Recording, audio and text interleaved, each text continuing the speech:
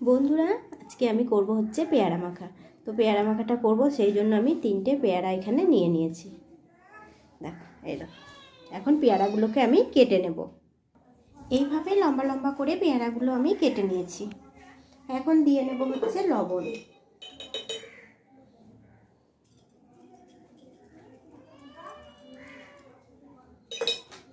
দিয়ে নেব লঙ্কা গুঁড়ো,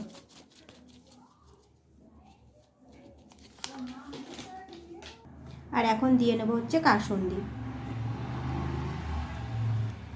কাসুন্দি ছাড়া তো পেয়ারা মাখা হবেই না বন্ধুরা। তো চলো, কাসুন্দিটা দিয়ে নিয়েছি। আর এখন হচ্ছে দিয়ে নেব লেবু। তো এই লেবুর রসটাও আমি দিয়ে নিলাম। এবার এটা ভালোভাবে মেখে নেব। খুব সুন্দরভাবে পেয়ারাটা আমি মেখে নিয়েছি। দেখো বন্ধুরা, ফেসবুক থেকে দেখলে পেজটিকে ফলো করো, ইউটিউব থেকে দেখলে চ্যানেলটিকে সাবস্ক্রাইব করো।